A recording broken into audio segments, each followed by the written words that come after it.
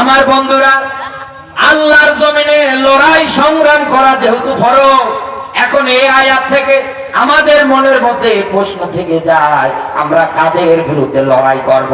এটা জানার দরকার নেই?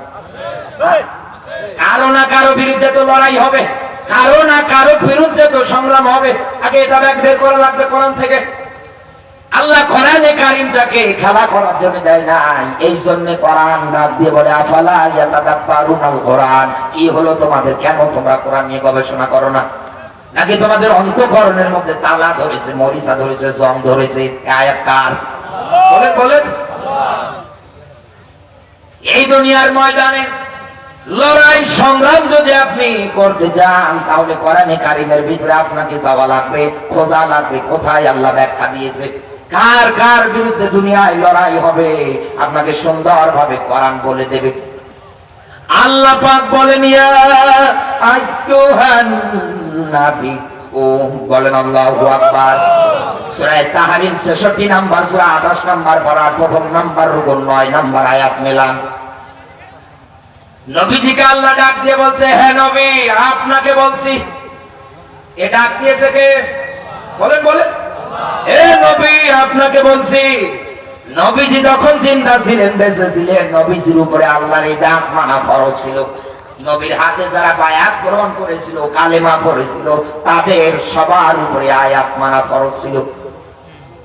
কিয়ামতের আগ পর্যন্ত যত মানুষ দুনিয়া আসবে, ও যদি বলে আমি নবীর উম্মত, ওর উপরেও আল্লাহর কোরআনের ডাক মানা ফরজ।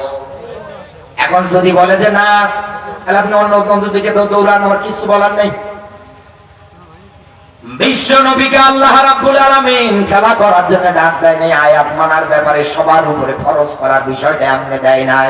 কারণ কোরআনের আয়াত জানিয়েছে, আল্লাহ পাক বলেন ওয়া ইন্নাহু লাযিকরুল লাকা ওয়া লিকাউমিকা ওয়া সাউফা তুসআলুন। হে নবী, নিশ্চয় নিশ্চয় কিয়ামতের ময়দানে আপনাকে এবং আপনার কওম যারা আছে, উম্মত আছে, তাদেরকে জিজ্ঞাসা করব জিকির নামক কিতাব মানার ব্যাপারে। এদিকে তাকান, এই যে কোরআন আমার হাতে, আপনি যেখানেই কিনতে যাবেন দেখতে পারবেন নাম আছে নুরানি কোরআন শরীফ, কোন জায়গায় পাবেন কোরআন মাজিদ।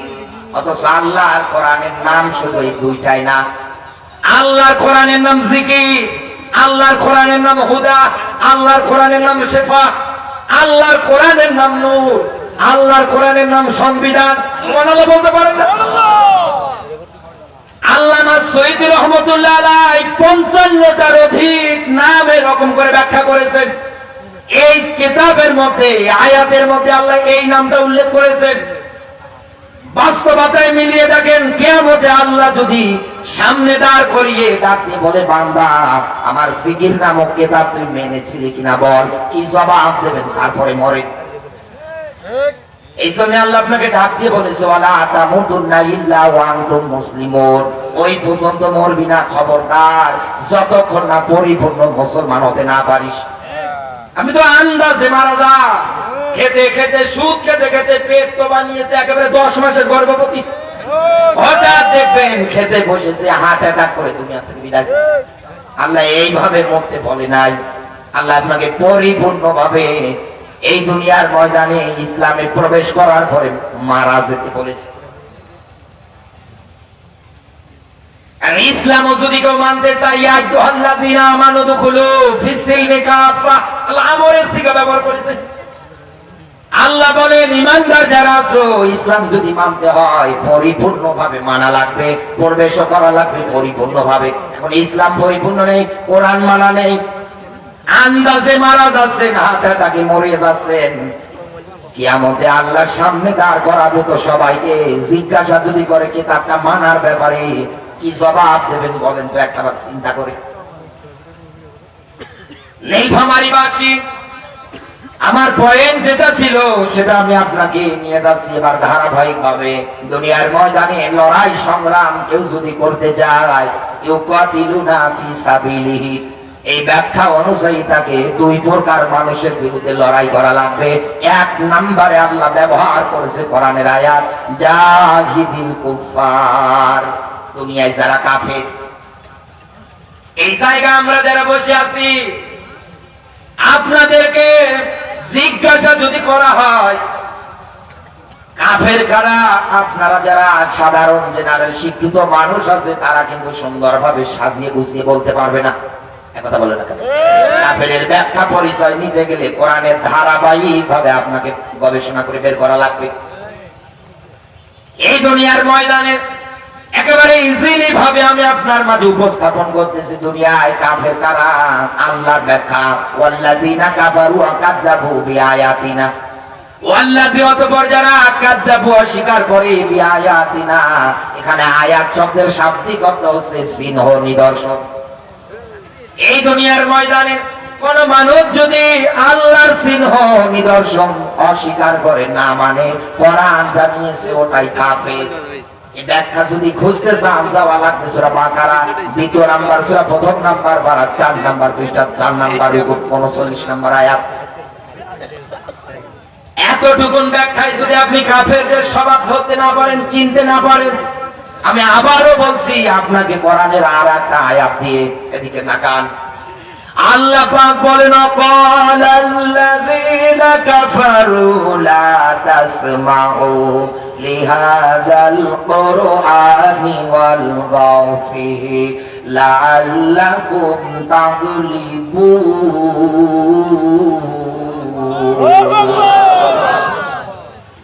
সূরা হামিম সাজদা 41 নাম্বার সূরা 24 নাম্বার পারা 4 নাম্বার পৃষ্ঠা 4 নাম্বার রুকু 26 নাম্বার আয়াত। ক্বালাল্লাযীনা কাফারু, এই জায়গার মধ্যে কাফারা শব্দটা আছে জন্য আমি আপনাকে টাটকা কাফের ভালো করে চেনাতে পারবো। আল্লাহর ব্যাখ্যা নবী, এই দুনিয়ার ময়দানে কাফের যারা আছে আপনি তাকিয়ে দেখতে পারবেন ওদের স্বভাব, ওদের আদর্শ, ওদের নিয়ম নীতি। যেখানেই কোরআন বলতে চান না কেন ওরা ওই জায়গায় এসে হট্টগোল বাজাবে, মারামারি বাজাবে। ওদের জবান দিয়ে একটাই কথা হবে, লা তাসমাউ লিহাযাল কুরআন। সব চলুক, আব্দুল্লাহর বেটা মুহাম্মদ যেন কোরআন বলতে না পারে। আপনি শেষের শব্দ মিলান তো, লাআল্লাকুম তাগলিবুন। দুনিয়ায় যদি গালিব হতে চাও, বিজয়ী হতে চাও, চেয়ারগুলোতে যদি স্থায়ী হতে চাও, মুহাম্মদ তার অনুসারী যারা আছে যেখানেই কোরআন বলবে ওই জায়গায় গিয়ে হট্টগোল বাজাও, মারামারি বাজাও। ইবনে কাসিরের ব্যাখ্যায় এসেছে নবী যেখানেই কোরআন বলতেছে তো ওই জায়গার মধ্যে কাফেরেরা ঢোল তাবলা গান বাজনার আয়োজন করত। মানুষদের মনোযোগটা নষ্ট করার জন্য, মানুষদেরকে কোরআন শোনা থেকে দূরে রাখার জন্য তাদের এই চেষ্টা। এখানে আলেম যারা আছে, জ্ঞানী মানুষ যারা বসে আছে, আমি জানি এমনও আলেম বসে আছে তাদের জুতো টানার যোগ্যতা আমার নেই। জিজ্ঞাসা করেন এই আয়াতের মধ্যে মূল মাস্টার মাইন্ড হিসাবে আল্লাহ যাকে ব্যবহার করেছে, যার নাম তুলে ধরেছে মুফাসসিরে ইকরামেরা ব্যাখ্যা করতে গিয়ে, তার নাম হচ্ছে আবু জাহেল। কি না বলেন? আবু জাহেল কি মুসলমান?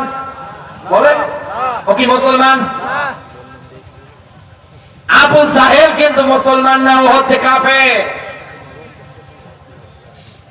আমার প্রশ্ন আপনার কাছে, আবু জাহেল না হয় কাফের ছিল বিদায় রাসূলের কোরআন প্রচার প্রসারণায় বাধা দিত। ওই সময় যারাই কাফের তারাই বাধা দিত, এটা মানা যায়। না বোঝার কারণে আবু জাহেল এই জন্য কোরআনে বাধা দেয়। ওর নাম তো ছিল আবুল হাকাম। আবু মানে পিতার, হাকাম মানে বুদ্ধির পিতা। শুধু ইসলাম না মানার কারণে ওর নাম হয়ে গিয়েছে মূর্খের বাবা। আনিল ফার্মারি তোমারের মুসলমানেরা একটু বিবেক লাগান এই জায়গায়। আবু জাহেল না হয় কাফের ছিল বিদায় কোরআনে বাধা দিত, এটা তো মেনে নেওয়া যায়।